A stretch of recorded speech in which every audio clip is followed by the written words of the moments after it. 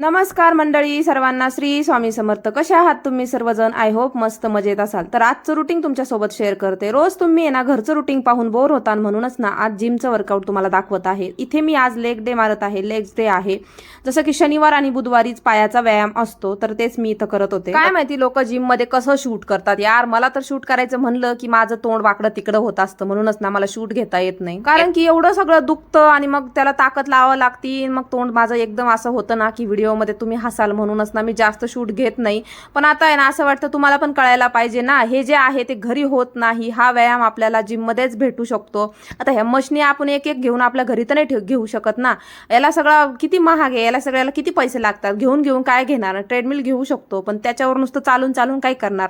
बाकीचा पण व्यायाम आपल्या शरीरासाठी गरजेचा असतो, बरोबर ना. म्हणूनच मग हे ना जिम खूप महत्वाची आहे बरं का.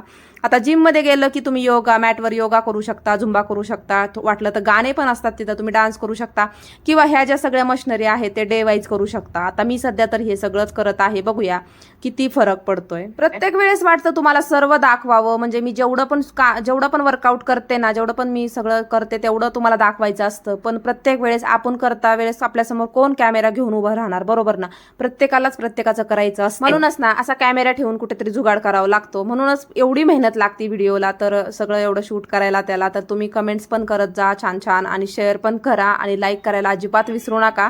अजून कोणी चॅनलला सबस्क्राईब केलं नसेल तर नक्की सबस्क्राईब करा. तुम्हाला वजन कमी करण्याबद्दल आता जेवढं पण मी शिकते किंवा मी करते ते सगळं शेअर करण, आणि त्याचा तुम्हाला फायदा होईल. आता उद्या आहे संडे आणि जिमला सुट्टी असते, अक्षय तृतीया सुद्धा आहे. आणि आता नेहमीच आम्हाला संडेला सुट्टी असती ना, म्हणूनच आम्ही लेग डेच्या दिवशी एवढं वर्कआउट करतो ना, जेणेकरून मग आपल्याला रविवारी आरामच असतो. सुट्ट्याच्या दिवशी जास्त काय काम नसतं. काही लोक सांगतात 8 दिवसात कमी झालं, 10 दिवसात कमी झालं, महिन्यात कमी झालं. मग त्यांचं तर वेगळ्या लेवलचं वर्कआउट असन आणि वेगळ्या लेवलचा डाएट असन.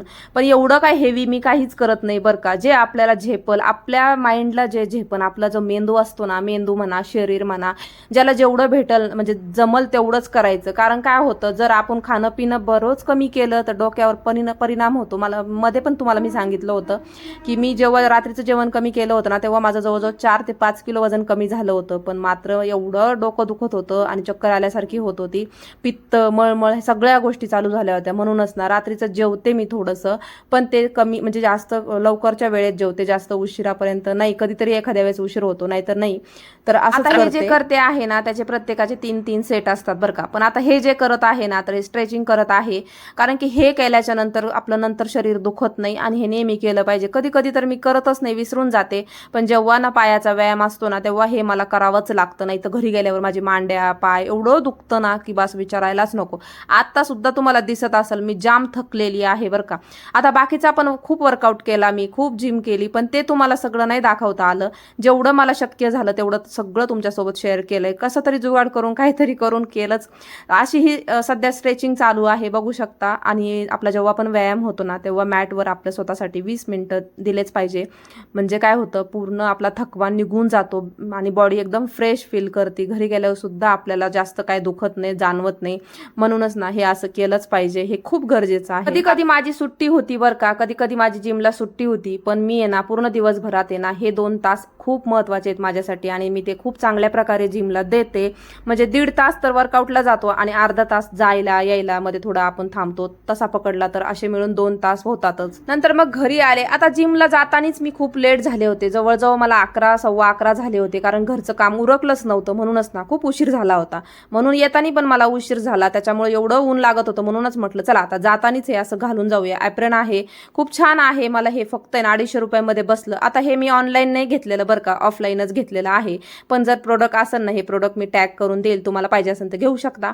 आणि हा ड्रेस सुद्धा आहे ना काल फिटिंग केला आणि एवढा छान दिसत होता. फिटिंग मी याच्यासाठी केला कारण बाजूनी त्याला जे असे नाड्या होत्या ना, बंद होते बांधायचे, ते मी काढून घेतले होते, म्हणूनच तो कमरेमध्ये फाटला होता. आपली घरचीच मशीन असल्यामुळे मस्त अशी रात्री त्याला टिप मारून घेतली होती. शॉर्ट व्हिडिओमध्ये मी शेअर केलेला आहे, तुम्ही जाऊन बघू शकता. घरी आल्याच्या नंतर आहे ना मस्त तोंड हातपाय धुतले, फ्रेश झाले, डोकं वगैरे म्हणजे केस वगैरे फक्त विंचरले थोडेफार. नंतर मग म्हटलं चला तिथून आल्यावर विचारूया, कारण मला जायचं होतं बाहेर. मस्त खरबूज खाल्लं आणि लगेच आहे ना किराणा भरायला गेले, कारण की रोज आज भरते उद्या भरते असं करून करून आहे ना राहिला होता भरायचा. मग तिथं गेलं तर ते म्हटले तुम्हाला मी भरून ठेवतो किराणा, खालीच दुकान आहे, बोलले किराणा भरून ठेवतो, परत या. मग त्यांनी त्यांच्या मुलीच्या लग्नाची पत्रिका मला दिली, आमंत्रण की लग्न लग्नाला या म्हणून. मग नंतर म्हटलं ठीक आहे किराणा भरून ठेवा. नंतर मग जे फरसाण आणलं होतं मी येताना सोबत, तर म्हटलं चला माऊलीचं फरसाण आहे जे आर्यनला खूप आवडतं, आणि ह्या एक पुढं आणला ना की त्याला 2 आठवडे म्हणजे 15 दिवस किंवा 3 आठवडे असं जातं. त्याला फरसाण खायला दिलं आणि त्याच्यानंतर मग लगेच कणिक मळून घेतली, कारण मला आहे ना खूप भूक लागली होती. नंतर मस्त अशी सांडग्याची भाजी, आता तुम्ही याला काय म्हणता काय माहिती, माझ्या सासरकडचे सांडगे बोलतात, माहेरचे जे आहेत ते वडे बोलतात, म्हणजे वड्याची भाजी असं बोलतात. आता आर्यनच्या पप्पाला आहे ना हे वडे पार्सल कोणीतरी त्यांच्या मित्रांनी दिले होते, म्हणजे त्यांच्या घरच्यांनी बांधून दिले होते वानोळा म्हणून नाही का, तर मग त्याचीच भाजी मी तर करणार होते. तर आता त्या वड्यामध्ये ना फक्त तिखट हळद मीठ एवढंच आहे बरं का, आणि डाळीचं असतं ना तेवढंच होतं. बाकी म्हटलं चला आता त्याच्यामध्ये ना थोडासा लसूण कांदा आणि थोडंसं नाही का आपल्याला वरतून जशी आपल्याला जशी हवी तशी भाजी बनवायची. आता मी कशी बनवते ते सांगते.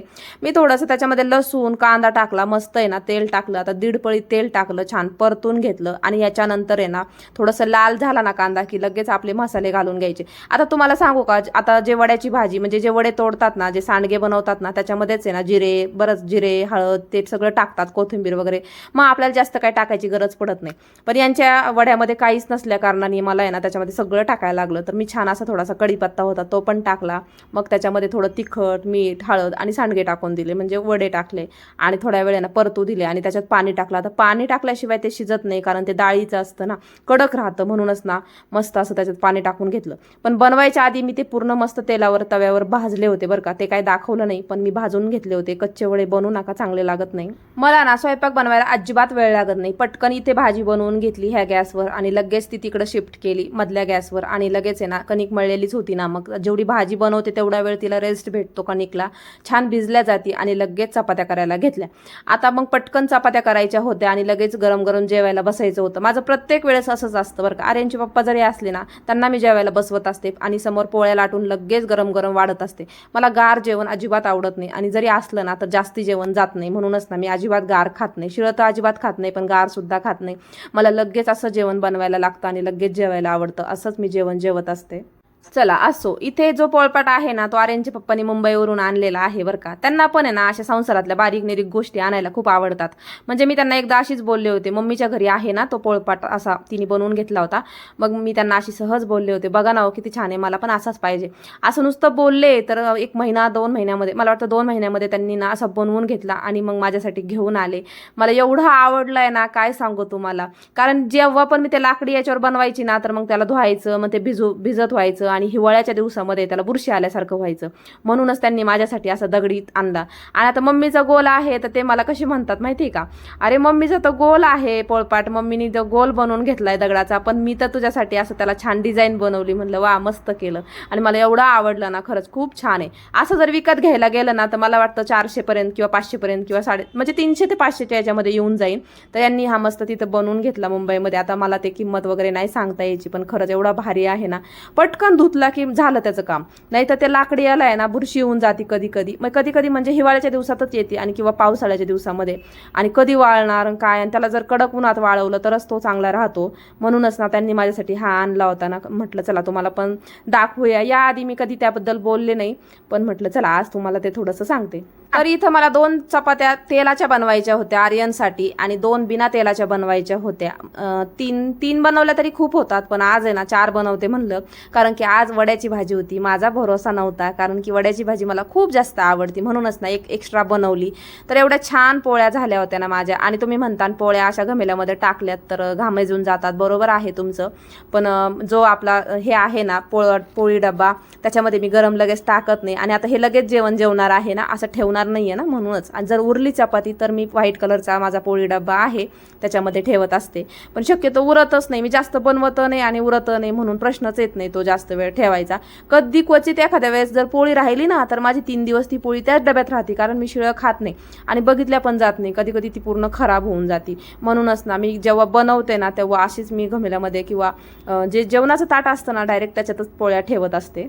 आता भाजी शिजत होती तोपर्यंतच माझ्या चपात्या लाटून झाल्या होत्या, म्हणजे पोळ्या. आपण पोळ्या, तुम्ही काय बोलता, मी चपाती पण बोलते आणि पोळी पण बोलते. तर माझ्या चपात्या लाटून पण झाल्या, आणि मला जास्त वेळ पण लागत नाही बरं का. वरची चपाती भाजती तोपर्यंतच दुसरी माझी रेडी असती पटकन, असं जास्त मला वेळ लागत नाही किंवा मला थांबावं पण लागत नाही. आता गॅस म्हणजे तवा गरम असतो ना, जास्त वेळ थांबलं की तो जळायला जातो आणि त्याच्यावर करपल्या जाते, म्हणूनच ना पटापट हात चालवत असते मला जास्त. आणि इथे ना व्हिडिओ फास्ट सुद्धा केलेला नाही बरं का, जसा शूट केलाय तसाच व्हिडिओ अपलोड म्हणजे तुम्हाला दिसतोय. इथे काही फास्ट वगैरे केलेला नाही आहे. जेवढा वेळ लागला आहे ना तेवढाच चपात्याला वेळ लागतो, जास्तीचा वेळ लागत नाही. आणि जेव्हा पण मम्मीच्या घरी मी म्हणजे मम्मी जेव्हा भाजी बनवते आणि पोळ्या जास्ती बनायच्या असतात ना तेव्हा मम्मी मला म्हणत असते तू पोळ्या बनव. म्हणूनच ना मला अशी सवय लागली बरं का. नाहीतर एरवी तर मग मला आर्यनसाठी आणि माझ्यासाठी 1-2 पोळी बनवायची असती. म्हणूनच ना त्याचा कधी कधी आहे ना मी विसर पण पडून जातो, फास्ट काम पण जमत नाही.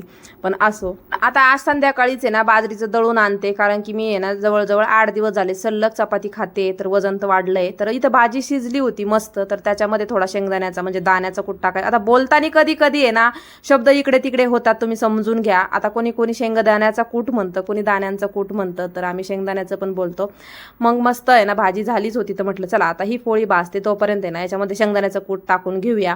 कारण की ह्या भाजीला नाही का कधी कधी नाही टाकत आणि कधी कधी टाकते. तर आज होता थोडासा कूट भाजलेला, आता लगेच करायचा असला की मग कंटाळा येतो, पण रेडी होता ना, बारीक होता तो जरा. मग म्हटलं चला लगेच टाकून घेऊया. आता थोडीच भाजी बनवली होती आणि थोडेच वडे राहिले होते शिल्लक, म्हणूनच ना थोडीशीच भाजी बनवली होती. आणि दाण्याचा कूट बघू शकता अगदी 2 चमचे टाकलाय, जास्ती काही टाकला नाही.